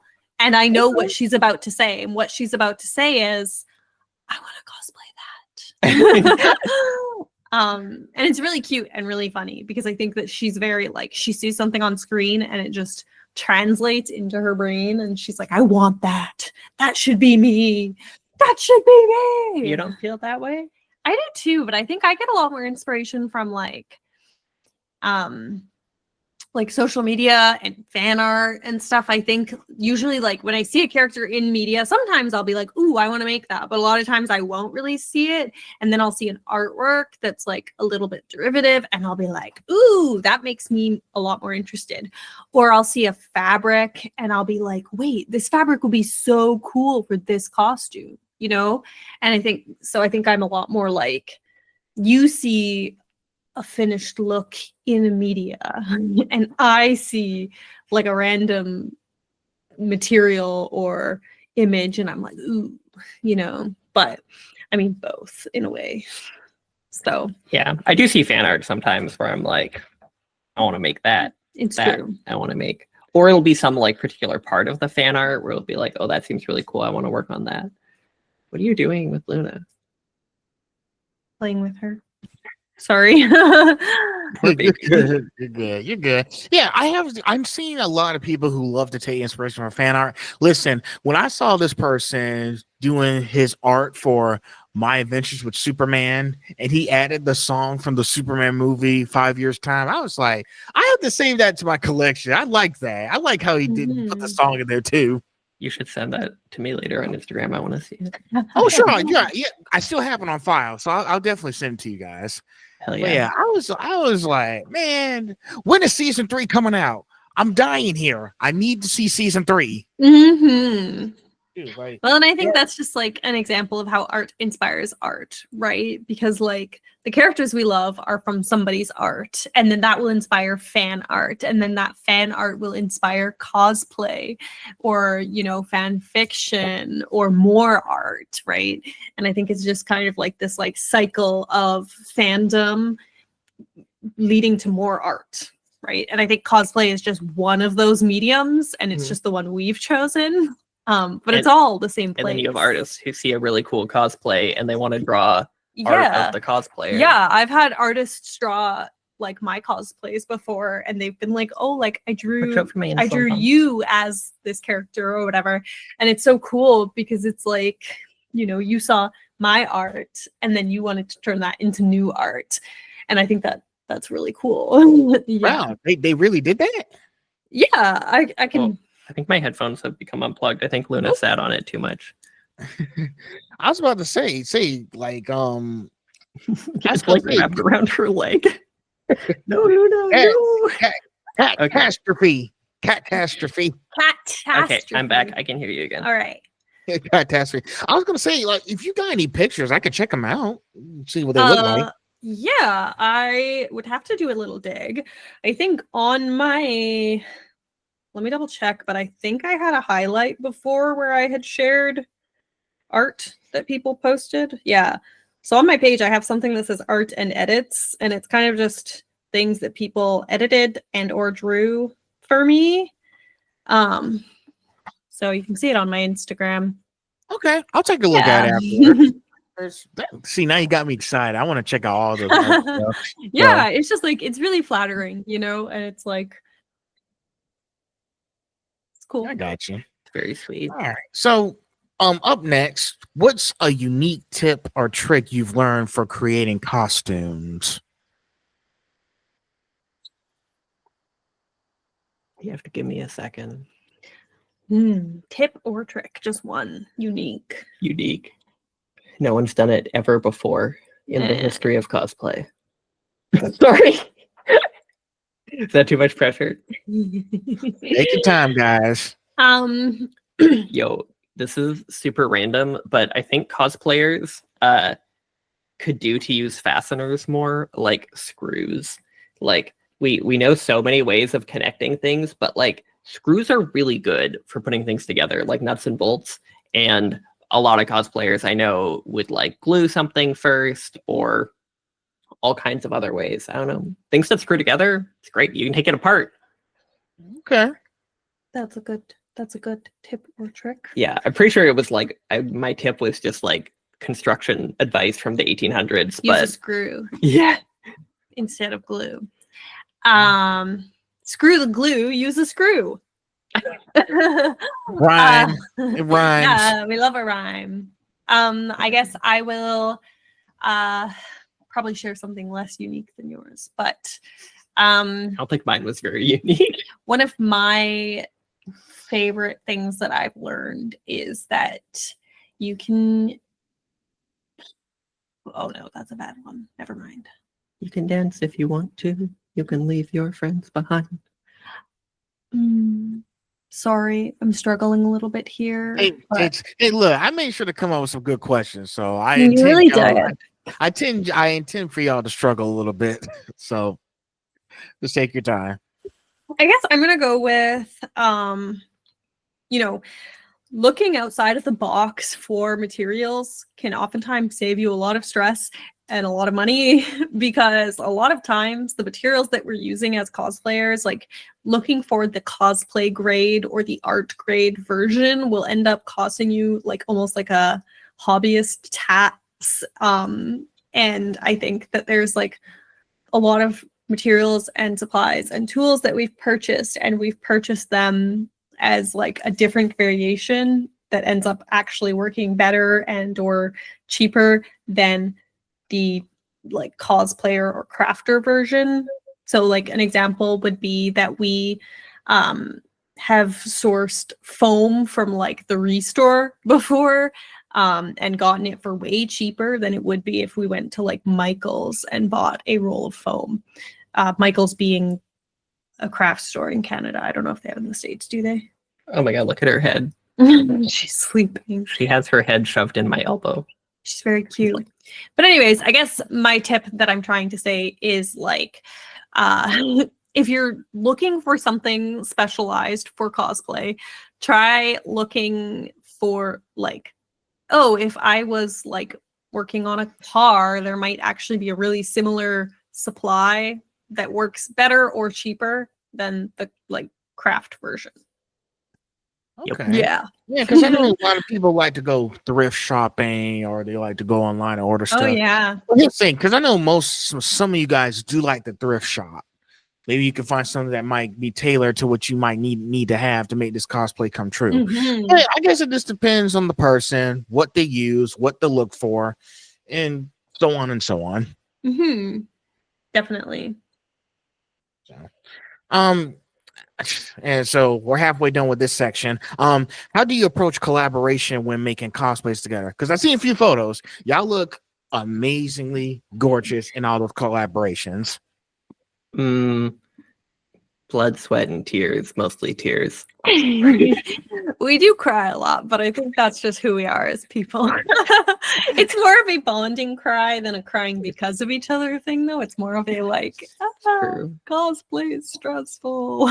I would say, like, for me, the biggest thing in our collaborative approach is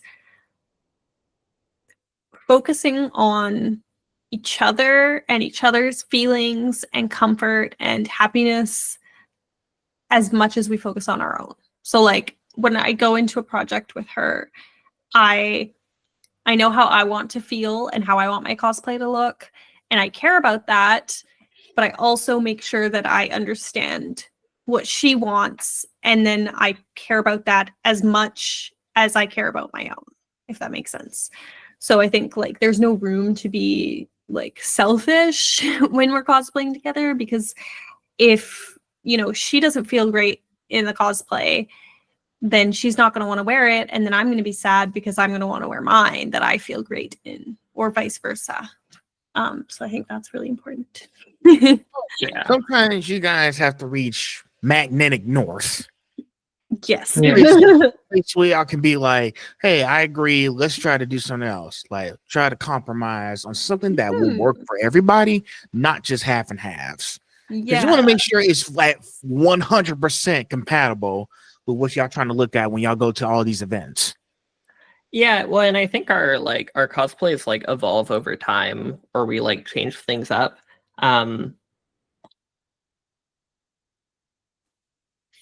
Before, so we cosplayed Gwenpool in X23, and it was really fun.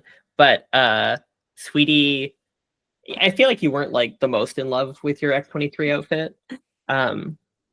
Well, it wasn't really a character that I really wanted to cosplay, especially in her like yellow and blue costume.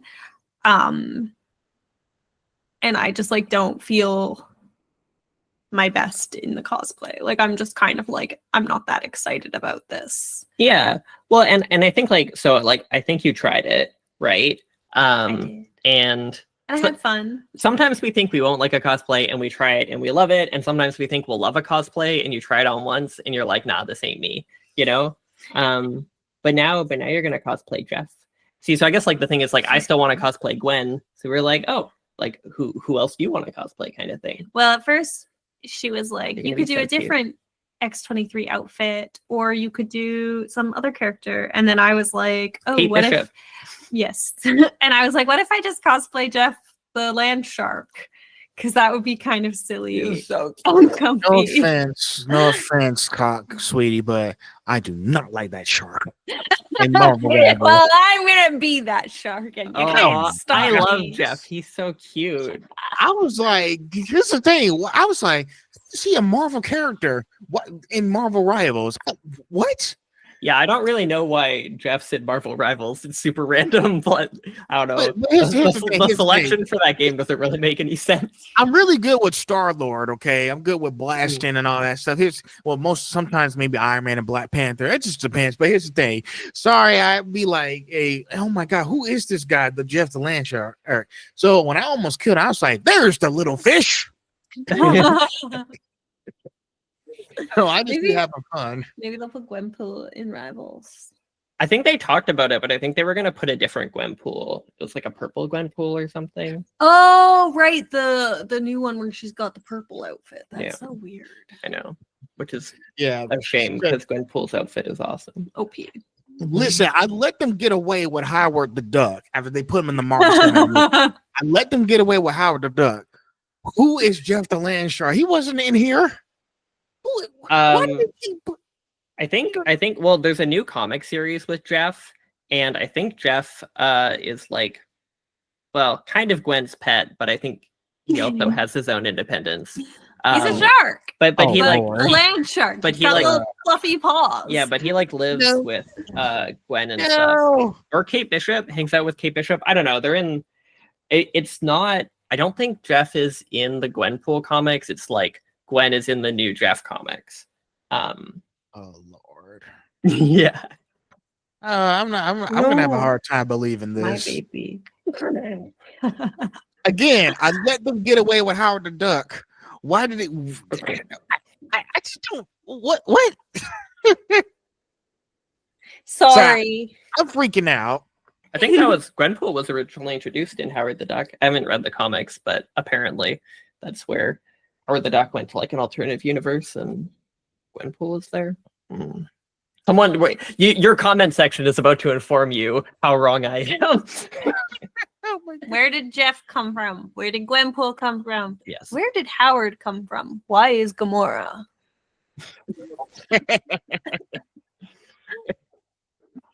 Okay, I got you. But yeah, but it's nice Luna that can you be Kate guys. Bishop.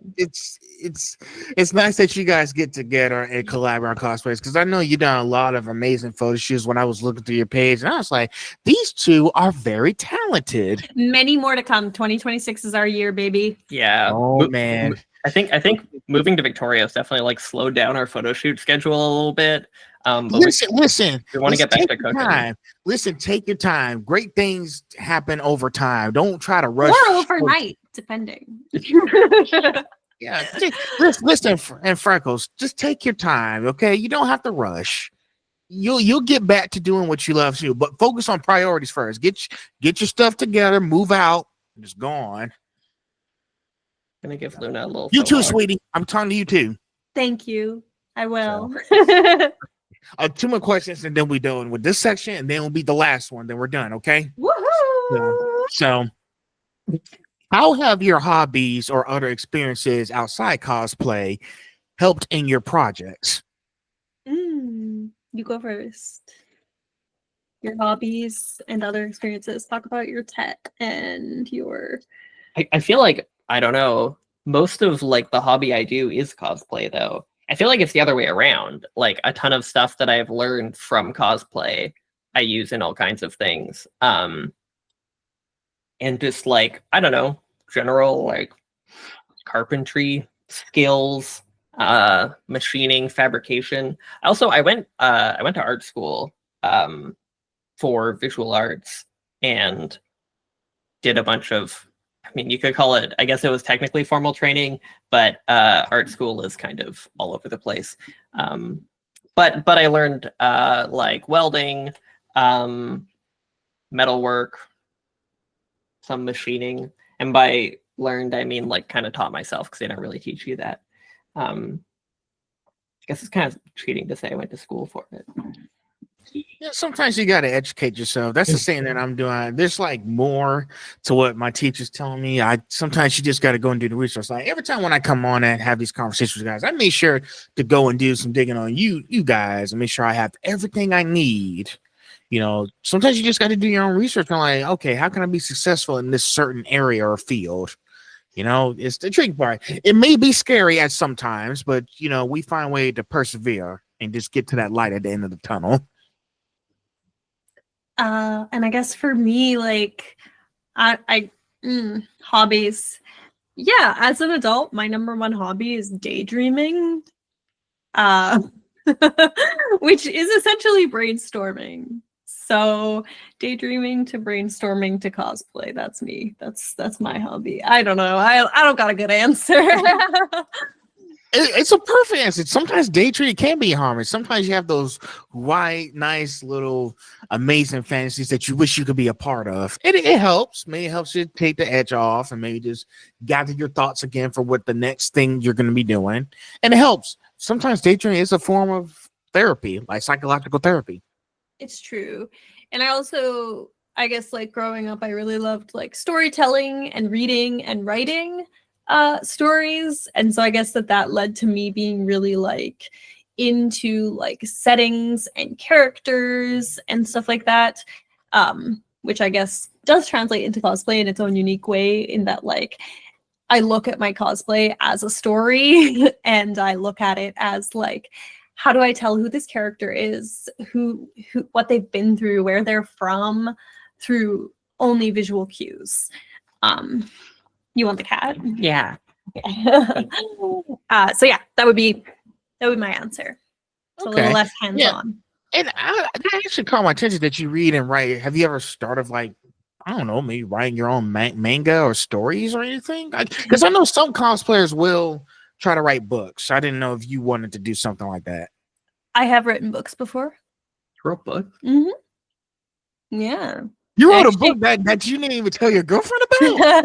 I've written multiple books. And I wrote like manga when I was younger, but I wasn't very good at it. And I was more interested in writing books. But yes, I've written multiple books, and some of them may or may not be published. Oh man. Well, shoot, But you might have to send me a copy. I could check it out.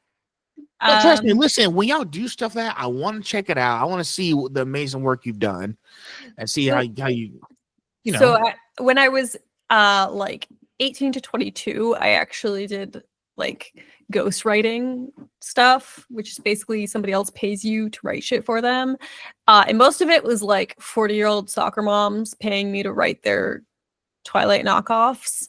Really? Yeah. And then they would publish them, like self-publish them. So I wouldn't exactly say it's an impressive feat, but I did make money off it, and I have been paid to write. So I will call that a win. I say keep doing it. You seem talented at writing. Maybe I'll get back to it. Well, if you ever consider it, but I think you are. You did a good job with it. So, I mean, you are a very talented person, sweetie. Both of you are. Whatever comes your way, you just make it work. We do. So, all right, last question of this section. Then we're on to the last section. Do you have a favorite creative challenge you've overcome in cosplay?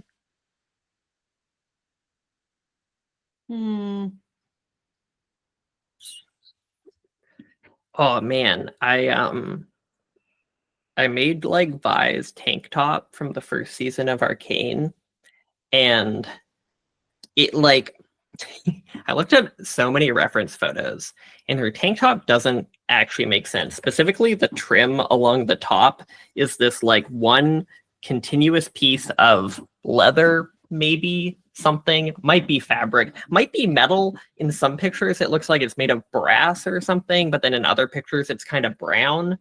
And then it like loops around and then goes over her shoulder as this one really long piece. I managed to construct it out of foam and like a lot of interfacing. I was pretty hyped with how it came together. I don't know. I think it was very complicated. It was like, because it was one continuous piece, like the entire thing was this like giant W shape that was like, I don't know, 7 feet wide or so in like a big long bit, and then was sewed on, and it lined up with the fabric. So I was pretty proud. She killed it. For me, my proudest cosplay challenge that I won was the Gwenpool costume. Oh yeah, you killed it. Yeah, So it looks amazing. the biggest struggle with that. So we used Yaya Han's 4-way stretch pleather for the pink. Wow. And I was like, I want to put piping in it to make it look like extra cool. And then all of the pink is top stitched, and top stitching on pleather is a very sticky fabric, and then when it stretches, that means that it will just end up uncontrollable.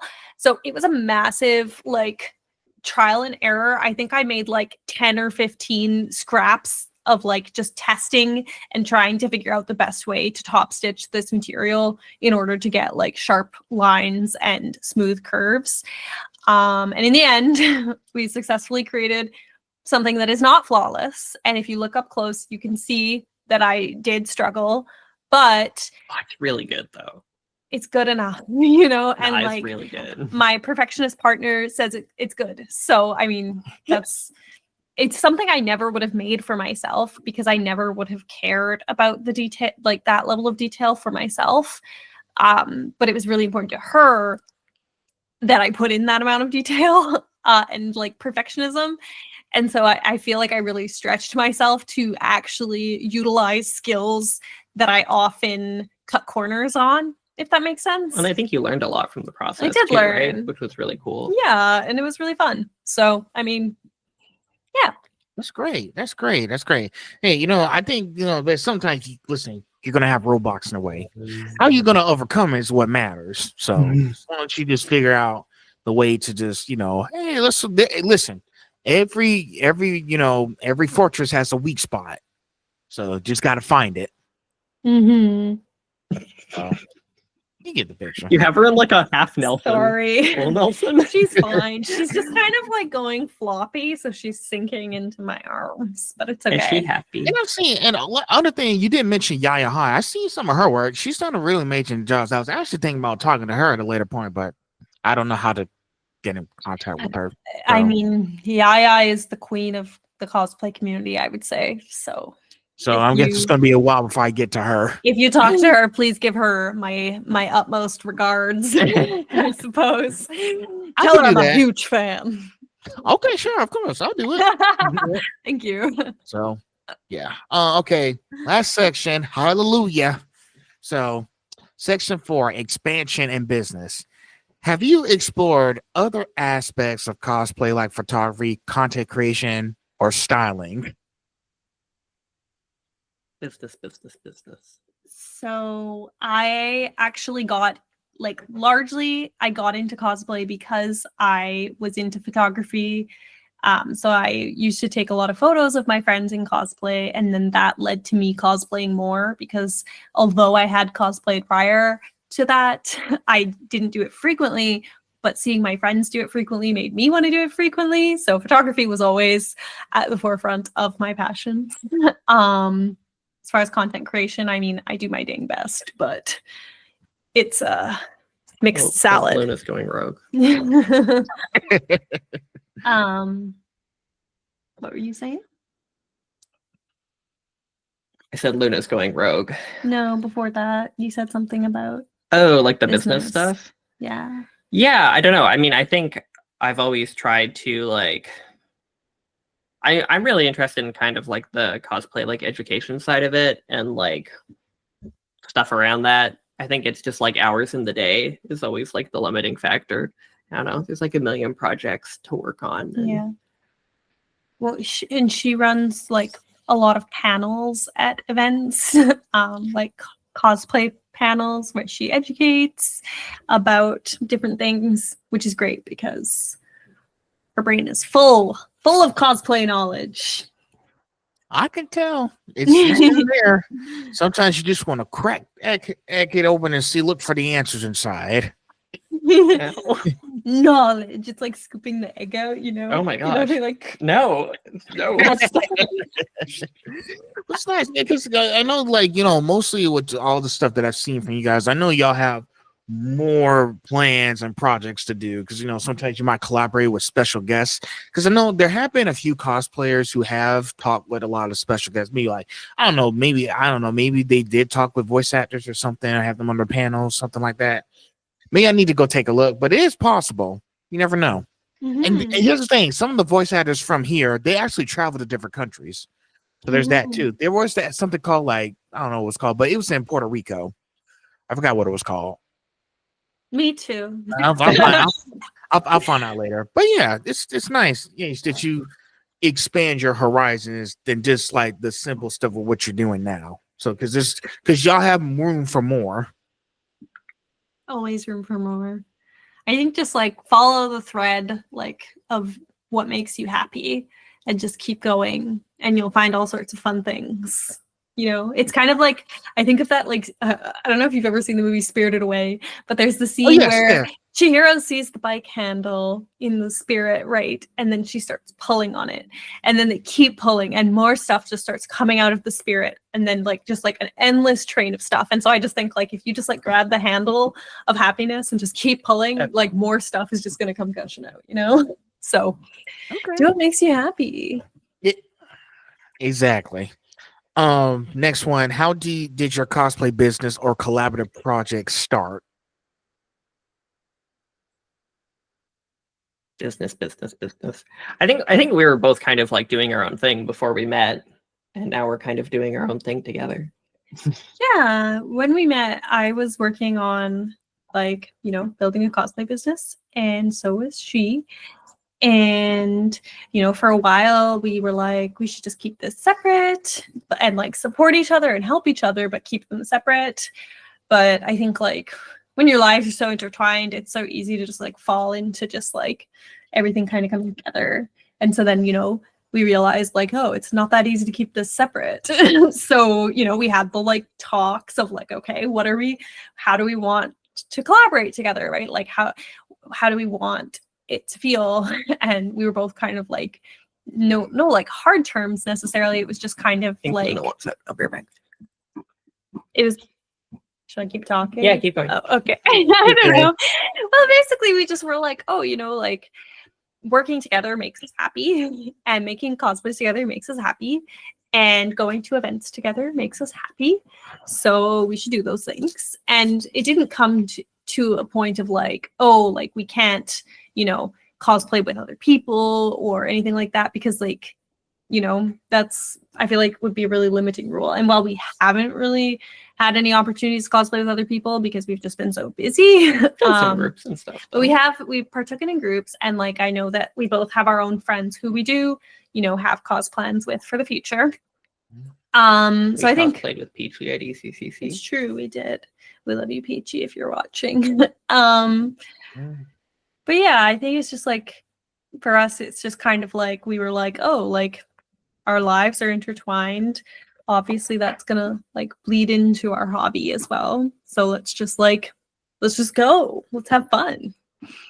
We just like, I don't know, communication. Honestly, I feel like a lot of things can be resolved with communication and honesty. Yep. And just like tell each other how you're feeling, and you know. Yeah, you guys got to bring the other person into your world. Once they understand the, you know, both worlds, y'all can do like amazing stuff together. You know, I have seen a lot of cosplayer couples. You know, some of them even got married. They got to do amazing stuff together once they realize we can do this together if we put our minds to it. Mm-hmm. Definitely. So, 18. How do you balance passion, creativity, and entrepreneurship in cosplay? That's a tough one because sometimes it's hard to balance. I think that our entrepreneurship is directly linked to our like creative outlets. And when cosplay is like something that uses up your creativity spoons, and then your business also uses up creativity spoons, it can be difficult to find like that middle ground where you're doing both at the same time in a fulfilling way. And so I think we bounce around a lot, and it can be a little difficult, but like I also think we have some systems. Yeah, when I think we're getting better, like I don't know. I think I think to your credit, it's like it's harder than you'd think to like, I don't know, be so collaborative on so many things. And I think like it requires operating a little differently from just cosplaying on your own, or even cosplaying with friends. But I feel like we're like figuring it out. It's like you talk about it, you figure out techniques, you figure out like plans. I think we find like one thing is if one of us maybe isn't feeling like 100% comfortable with doing a cosplay, talking about it sooner rather than later is pretty helpful, because sometimes it'll just get to like the week before the event or whatever, and one of us will have pushed ourselves being like, oh, you know, like we're gonna cosplay this character for the other person kind of thing, but then at the last minute they're like, maybe not, you know. Yeah, communication. Communication, like, definitely. You know, I also spend a lot of my time like working on like product that we sell at the events, like the like accessories and things like that we sell when we go to conventions. And I think that like it's really important for me that I communicate with her where I'm at in those processes, so that she doesn't think there's more time than there actually is, if that makes sense. Like if I don't tell her that I still have product to make, then she'll assume that it's con crunch time and I can work on cosplay. Does that make sense? So it's important for me to like have a realistic breakdown of what I can do in a day and how many days I have. And it's important for like her to have, you know, a breakdown of what she needs from me and what she can do, you know, and then we kind of like we'll bounce those things back and forth to try and like figure out, okay, what do we need? What do we want? And what can we get rid of? You know, and kind of finding that like trifecta. we have a lot of like planning whiteboards in the house. We do. We have a lot of whiteboards and cork boards and notebooks and there you go. Listen, listen, everybody's been paying attention to all the work I've been doing. Even a previous cosplayer, her name was Shark Cosplays, that I had on like right at the beginning when I started this whole thing. She told me I need to take a page out of your book, do the research on these things. Yeah, I mean, that's how I'm able to like do like this thing is I kept doing research on all the events. Like I'm like after and yes, my birthday's this Monday. Oh, So, happy birthday. happy birthday. Should we sing? I'll be 25. Yeah, did you say yeah, we should sing? Happy birthday to you. Happy birthday to you. Happy birthday, dear Phil. Happy birthday to you. Candles on channel 4. Thank you. Thank you, guys. That made this episode special. I appreciate it. Y'all made me emotional. Oh, don't be emotional. You have to post on your birthday now. And then it'll line Yeah. Starting from my birthday, I was going to do content on Anime Week in Atlanta and talk about the pros and cons and everything. And talking about like the do's and don'ts. Because I want like the thing is because most of the voice actors when I did Bowman series, they recognized who I was because I kept doing all the videos about it.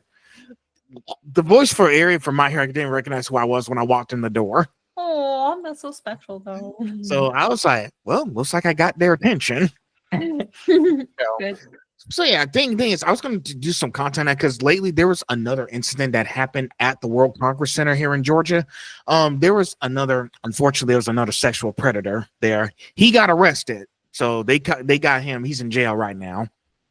But I was going to talk about stuff like what you shouldn't be doing, the do's and don'ts. Because thing is, I'm going to have a lot of stuff on me. I'm going to have a lot of like tech gears. Like I'm going to have my GoPro camera. This is my first time having a GoPro camera in the Georgia World Congress Center because I didn't have it last year when I was at MomoCon, but I'm prepared this time.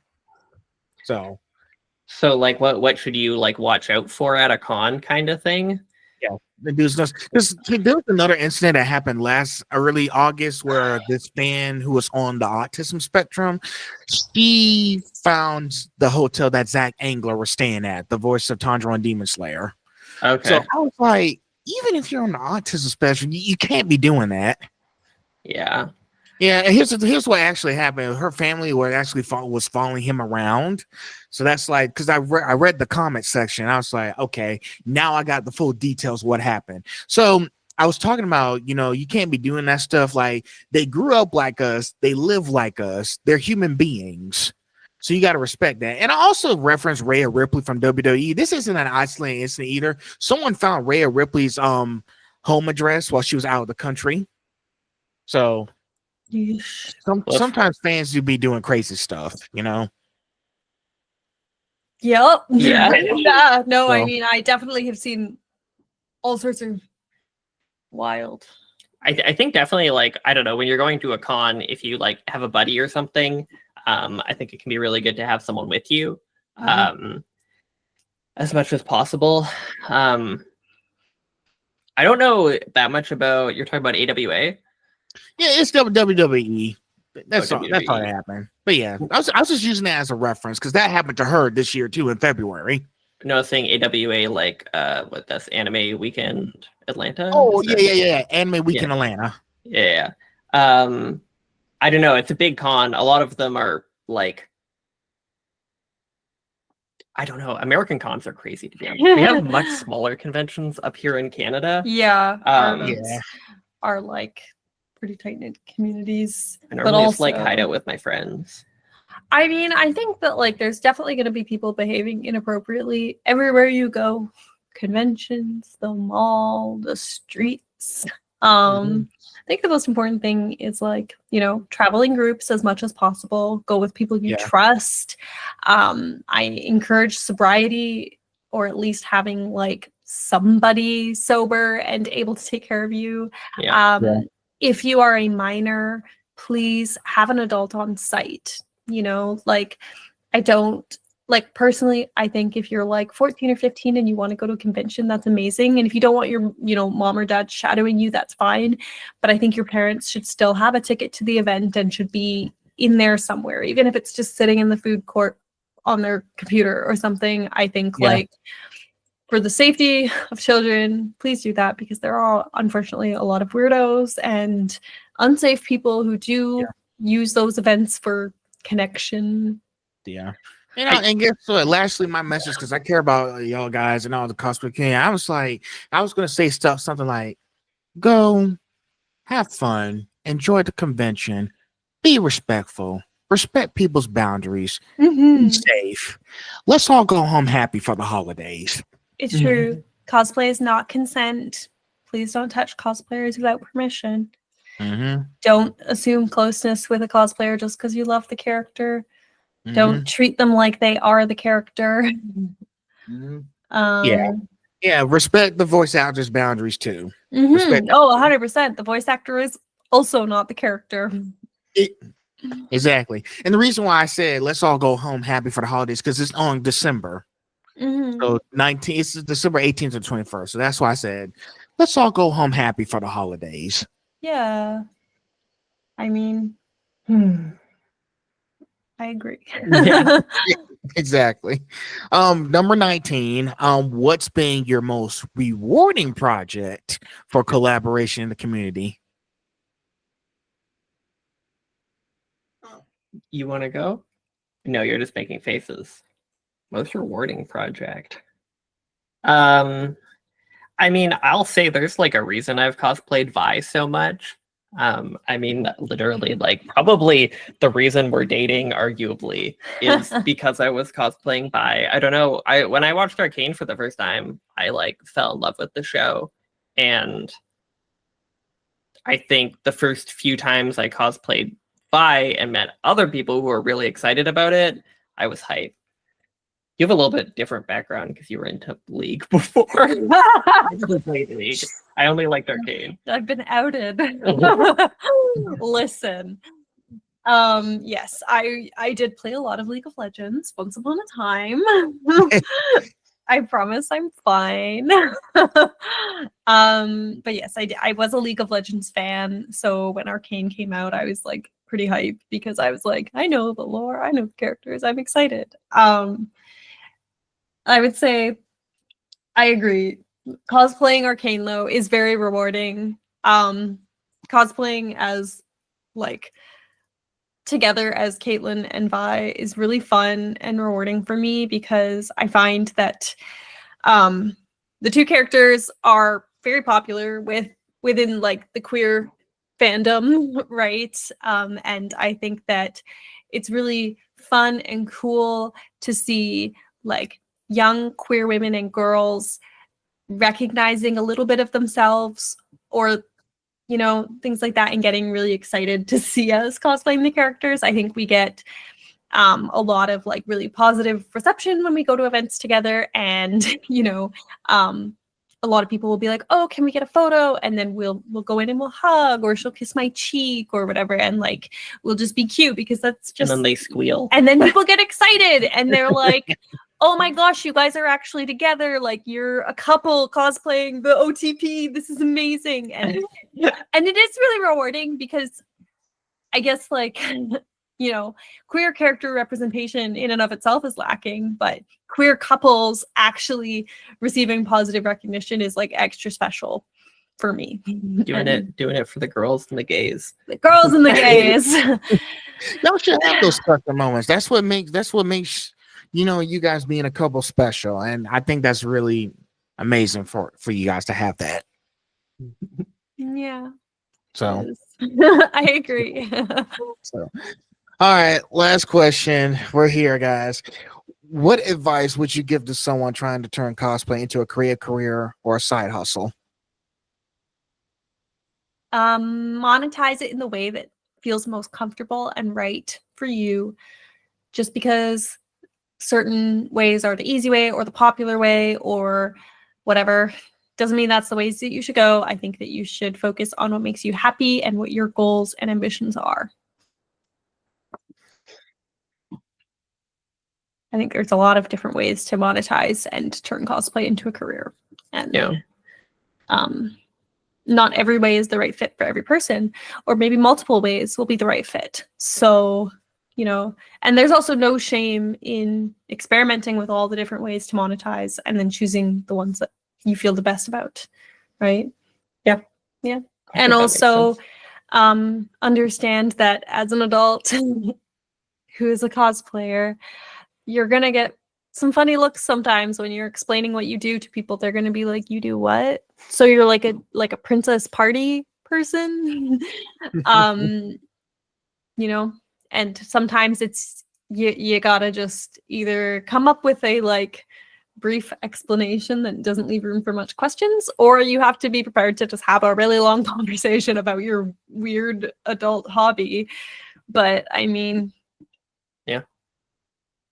What about you? Anything else you want to? No, not in particular. I don't know. I think it can be hard, like it is. It's not easy, no. Mhm. And I also think you have to understand that it does kind of start off as a starving artist type situation. It's a hustle. For it real. is a hustle, and you need support, and you need a lot of internal self-motivation, because just existing on the internet isn't going to make you go viral, just you gotta put in the work. When I think also too, I think sometimes people should ask themselves, do they want to be a really famous, successful cosplayer, or do they want to do the hustle to get there, right? Because those are kind of two different things. And if you want to be a super famous cosplayer, but you don't want to do the hustle, it's probably not a good fit, right? It's true. And do you want to be a cosplayer with social media presence, or do you want to make money at cosplay? Because those two things are also not necessarily mutually exclusive. And I think a lot of people think that they aren't successful as a cosplayer if they're not making money, and that's just not true. Not that you can't have both, but do you need both? Is that something that you want to work for? Yeah. That's true. Sometimes we have to ask yourself, when I start this, I need to make sure, why am I doing all of this? To be honest, I wasn't really trying to because the thing is, I really don't have a lot of subscribers on YouTube at the moment, but at least I'm trying to put in the work to get to where I need to be. Pretty much, I wasn't really too concerned about money at the main point. I just want to hear people's stories. This could help somebody. And I'm just putting information out there for you guys to think on your own. Well, that's the thing, right? Is I think you need to enjoy the process, or have just unreal drive and hate the process, but it doesn't seem like a great way to plan your life. I don't know. And if you don't enjoy the process, then it's gonna be a real slog. So find a process that you enjoy too, right? I guess what I would like to say is that, making good money as a cosplayer is not easy. It's probably going to be a lot more work than making decent money in a normal job. So if you're not enjoying doing that 10 times extra amount of work, then there's really no point, and you're better off going to school and learning coding. Well, and you can have a job in cosplay, Exactly. You don't have to give up your hobby just because you're not making money at it. That's another thing, is I want people to know that cosplay is valid even if it's not monetized. All hobbies are valid even if they're not monetized. Stop pressuring people to monetize their hobby. And plus, everyone else, they have other jobs besides cosplay. Everyone has other jobs besides voice acting. It's not something that's like, what can we do in the meantime until something else comes up? Mm-hmm. So, Yeah. all right. I think that's it. Well, thanks, guys, for talking. And you heard from them. Make sure you guys go check out their cosplays and more upcoming projects they got planned. I'm excited to see it. Yay! So, I'm Thank you like, so much for having us. no problem. Thank No you. problem. Yeah. I am trying to find more people to talk to. I am looking for more cosplayers to talk to. So I'm trying to be diverse in my work here. Yeah, well, I mean, just keep reaching out and looking around, I guess. I mean, there's so many interesting people in the community, and lots of people with amazing stories to tell too. So Most definitely. All right. All right. That's right.